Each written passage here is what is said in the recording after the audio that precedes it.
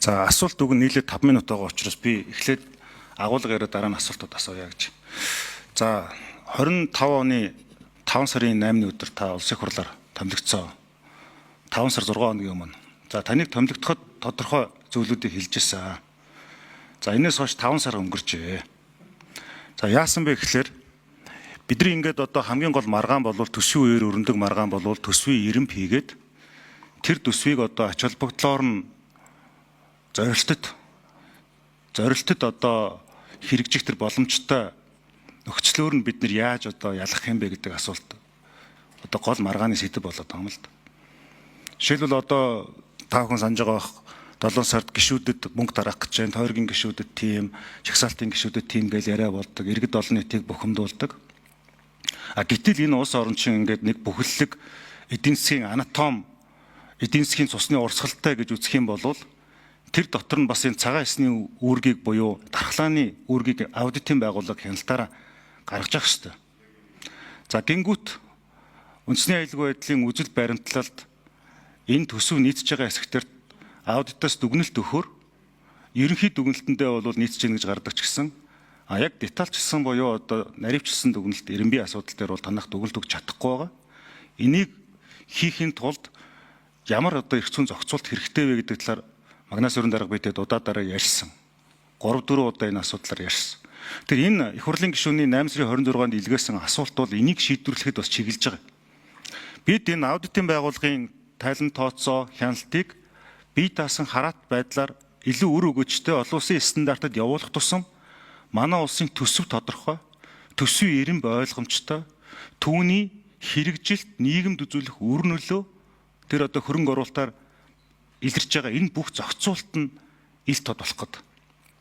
Тэр ингээд нэг одоо чөтгөрөө деталь байдаг гэдэг шиг яг ийм зүйл болчиход байгаа юм аа. За тэгэхээр гол асуудал болохоор илгээсэн асуултын дагуу Магнас өрн даргын байгууллагаас нийтдээ 11 хуудас материал ирүүлсэн байгаа. Сая бол танилцуулгын цаг товчхон учраас энэ бүхнийг ярьж амжаагүй. За нэгдүгээрт энэ аудитын та энэ асуултуудад маш товчхон энэ хугацаанд багтаад хариулаач гэж байгаа. Аудитын шийдвэрийг хэрэгжүүлэхэд хууль эрх зүйн орчны тодорхойгүй байдал гэж байгаа. Маш товчхон энэ дээрээ улсын хурал та танилцуулга хийж байгаа учраас, байнгын орон танилцуулга хийж байгаа учраас яг энэ асуудал дээр та хамгийн чухал зүйлүүдээ хэлээч гэж байгаа. Тэгэх юм бол их хурлаас байнгын орноос ч гэдэг юм энэ дээрээс анхаарал хандуулад энэ орчныг боловсронгуй болох, илүү тодорхой болгоход бид нар алхам хиймээр байгаа. 1. Хоёрдугаарт төрийн аудитын байгууллагын үйл ажиллагаанд хараат бус хэрэгжүүлэх эдийн засгийн баталгааны талаар гэж байгаа. Энэ дээрээ бас яг ингээд хамгийн чухлыг нь хэлээч. Сая бол ийшээгээ танилцуулах чинь орж чадаагүй дууссан. 3-дугаарт тэр засгийн газраас улсын хурлд өргөн мэдүүлсэн улсын жилийн төсвийн төсөлд орлого нэмэгдүүлэх зарлигыг бууруулах төсвийн санхүүжилтийн үр ашиг дээшлүүлэх талаар энэ дүгнэлт саналыг өгөөд идэг. Энийг хэрэгжилт нь учир зүйн одоо хувьд бол үр дагаврын талаар танилцуулга ирүүлсэн байгаа. Яг эндээ шилбэл одоо яг юун дээр бид нар энэ хэрэгжилтэн дээр алдаад байна. Өөрөөр хэлбэл олон улс хэллэгээр бол implementation буюу хэрэгжүүлэлтэн дээр бид нар алдаад байгаа шүү дээ. Энэ дээр та нэг маш товчхон хариулт өгмөр. Яг тэгэхээр цаг байгаа учраас товч тавьж хариулт өгөөд за дараад нь болохоор энэ улсын нэгдсэн төсвөтэй хөрөнгө оруулалтын төсөлд одоо энэ гол юмч орж ирж байгаа. Төсөл хөтөлбөр, арга хэмжээ, худалдаа авах ажиллагаа, гадаадын зээл тусламж, хандив санхүүгийн дэмжлэгийн төлөвлөлт гүйцэтгэл, ашиглалт, зарцуулт, хэрэгжилт, тайлагналдах гол алдаа гэж. За энэ дээр бол хамгийн чухал зүйлүүдэд та байнгын орооны хуралд хэлмээр байдаг. Энэ дээр чи одоо ингээд улс төрийн гол маргаан болдог. Энэ дээр чи улс төр докторгүй байх гол юм болоод шүү дээ. Одоо үндсэндээ бол одоогийн Монгол төрд нүүрлээд байгаа хямралын гол занглаа асуудал чи энэ дээр яваад шүү дээ. Жишээлбэл нүүрсээр илэрч. За эдгээрийг тэгвэл яаж дахин давтахгүй байх эрх зүйн орчин тал дээр та мэргэжлийн байгууллага удирдах байгууллагын хувьд танай байгууллагын дүгнэлтээс хамгийн гол санаануудаа хэлмээр байна. Тэгээд байнгын орооны даргаас хүсэхэд бас энэ аягүй чухал асуудал байна. Түрүүн бас энэ Тэмүүлэн гишүүн ч гэсэн онцолж хэлж байгаа асуудал, өрийн удирдлагатай холбоотой асуудал. Энийг бас улсын хурлын гишүүдтэй энэ байгууллага одоо юу гэдэг улсын хурлын гишүүдэд түгээж өгмөр байгаад. Энийг мэдээлжүүлмээр байгаад. Аудитын байгууллагаас нэг зүйлийг нэмээд хүсэхэд бол та бүхэн энэ дээр жоохон ажилсаг гаргаад, ажилсаг байдлаар хандаад яг ийм презентац хэлбэрээр хийгээд маш богино хугацаанд товч ойлголт, гол агуулгуудыг ойлгох төвшөнд хэлбэрчилсэн мэдээллийг дэлгэрэнгүй мэдээлэлтэй хамт байнгын хороонд өгчих юм бол энийг бас гишүүдэд уншуулмаар байгаа. За энэ асуултуудад хариулъя. За 5-2 Магнарсан дараа хариулъя. За би товчхон хариулахгүй цаг бас амждаг юм байна. За аюулгүй үндэсний аюулгүй байдлын одоо үзэл баримтлалд төсөв нийцж байгаа хэсгийг бол бид ерөнхийд нь үзээд нарийн шалгуураар бол үзэж дүгнж чадахгүй байгаа. За энэ талаар аюулгүй зөвлөлийн ажлын албатай яриад хоёр талаас ажиллаж байгаа. Тэгээ ойрын хугацаанд бид энэ асуудлыг шийдээд тэгээд Эрдэнэ улс гишүүнд би энэ талаар мэдээлэл өгье гэж бодож байгаа. Би хэд удаа аюулгүй зөвлөлийн наримчин дарагтай ярьсан. Одоо ойрд нэг уулзах хүсэл тавьсан байгаа. Тэгээд энэ маань шийдэгдвэл нэлээд сууж яриад ингээд танд богино хугацаанд шийдээд ингээд танд мэдээлэл өгнө. За аудитын байгууллага бол хараа тусаар ажиллах ёстой гэдэг дээр энэ олон улсын байгууллагууд манайхыг бас үнэлт өгнөд хараа тус нь бол болж гинэ. Гэхдээ санхүүгийн үед нь бол ийм асуудал байна шүү гэдэг ингээд анхааралцсан байдаг юм байлээ. Энийгээ бид нар одоо сангийн хамтаа ойлгохоор ойлголцоод бас яриад явж байгаа.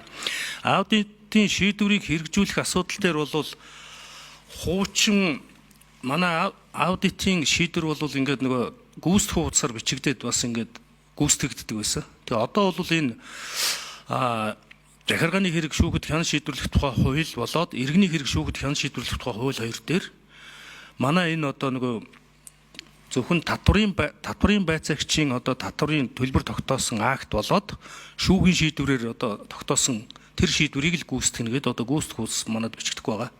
Тэгэхээр бид бол энэ дээр яг энэ жоохон албадлагын журмаар явах юм жоохон сул байна.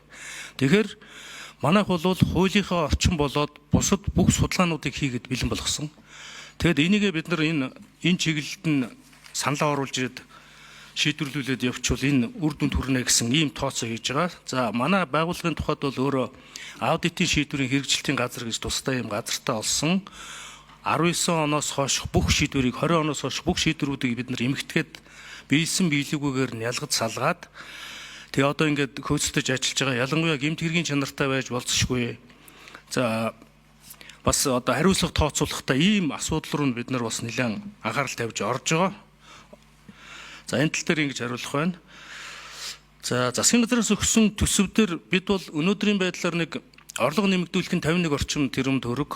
За зарлага бууруулах нь бол 89 орчим тэрбум төгрөг. Нийтдээ 140 орчим тэрбум төгрөгийн одоо зардлын ийм орон зай байна гэдгийг бол нэгдүгürt хэлсэн. Хоёрдугаарт төсөвлөлтийн шаардлага хангахгүй байгаа зарим барилга байгууламжийн энэ онд санхүүжих дүнгийн нийлүүлэх юм бол бараг ингээ 300 тэрбум төгрөгийн ийм орон зай байна гэдэг л энэ саналаа бид нар гаргаж өгсөн байгаа. Ер нь бол төсөвдөр бол зардал бууруулж орлого нэмэх ялангуяа энэ одоо халамжтай холбоотой тэр одоо зорилттой төлөвийг чиглүүлэхтэй холбоотой ийм асуудлууд бол За нэмэлтний мөнгө төгье. Одоо яг өнөөдрийн байдлаар бол бид нар ингээд төсөв дээр гаргаж тавиад бүх одоо төсөв захирагч бүрээр нь одоо ингэж орлого хасъя. Юу орлого нэмье. За ингэж зардлуудыг таная. За ялангуяа энэ дотор сургалт, хурал зөвлөгөө семинар, за тэгээд одоо бусдаар гүйцэтгүүлж байгаа ажил үйлчилгээ. За дээр нь энэ дотор байгаа нэг юу цахимжилттай холбоотой ийм зардлууд, за тэгээд гадаад арга хэмжээ уулзалт ёслол гэсэн ийм чиглэлүүд рүү бид нэр голж анхаарч одоо энэ саналуудыг гаргасан байж байгаа. Өнөөдрийн одоо гаргасан бүх саналуудыг бид нэр одоо байнгын хорон дээр салбар харьяалах чиглэлээр нь гаргаж тавиад ингээд хилцүүлэхэд бэлтгэл хангасан байж байгаа. Сая би яг нь танаас айгүй тодорхой 1 2 3 гэж байгаа дараалаад асуусан. Та ерөнхийд нь ингээ хариулчихлаа. Яг тэгэхээр бид нар чинь энэ банкны орны хурал олон нийтэд шууд хүрж байгаа. Ер нь бол энэ нийлттэй байх тусмаа, ил тод байх тусмаа ажиллаа явуулж байгаа ажиллаа иргэдэд ойлгуулах тусмаа иргэдийн дэмжлэг болон хяналтчаа илүү хүчтэй болно л гэсэн үг. Тэгэхээр саяны энэ дотор байгаа таны саяны дүрдэд байгаа одоо шилбэл тэр одоо хууль эрх зүйн гарц тэр албадлагатай холбоотой асуудал ч гэдэг юм яг энийгээ ингээд бас детальчлаад тусгайлсан одоо саналууд болгоод одоо хууль санаачлах субъектэд өгөх боломжтой байгаа. Магнас өрн дарга энийг ингээд детальчлна гэсэн үг шүү дээ.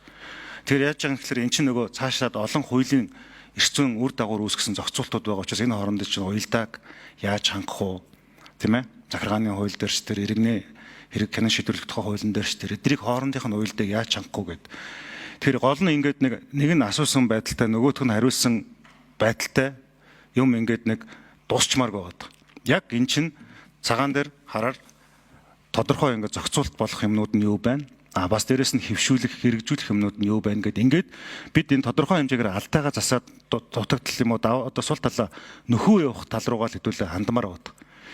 Яг одоо ингээд та бүхэн мэдж байгаа шүү дээ, энэ улс орны нөхцөл байдал, улс төрийн юм игзэгтэй үе байна. Банкны орооны хурал дээр энэ асуудлыг гарын 5 хуруунд багт хүн сонсч шүү дээ. Тэгэл цаас нь яг энэ чигээрээ 10 хэдэн удастай өрөөнд нь туслахын ширээн дээр хуучраад дуусаа. Тэгж шийдсэн юм байхгүй болох гэдэг байхгүй. Тийм учраас бол яг одоо энэ дээр бид нэг тийм өндөр ач холбогдолтой хандмаар байгаа. Яагаад тэгэхээр би хүнийхэн дид хороог өнөөсөрөн дараа хүнийхэн дид хороог даргалж байгаа юм. Тэнгүүт яаж юм гэхээр бид нар хүнийхэн асуудал гингүүт одоо ингээд орчны аюулгүй байдал, эрүүл аюулгүй байдал, утгааны асуудал гэдэг ингээд цаашлаад шууд хүнийхтэй холбочод байгаа байхгүй. Эдийн засгийн өмчийн асуудал ч гэсэн хүнийхтэй шууд холбогдчиход байгаа. Тэнгүүт яаж юм гэхээр Монгол улс За 1 минут юм байна. Тэгэхээр энэ хаана очиод тулаад байгаа юм бэ гэхээр иргэний эрхчээ очиод нөгөө төсөв санхүүгийн ил тод байдал, нөгөө талд нь авилга тэр нөхцөл байдал дээр очиод тулчаад байгаа байхгүй.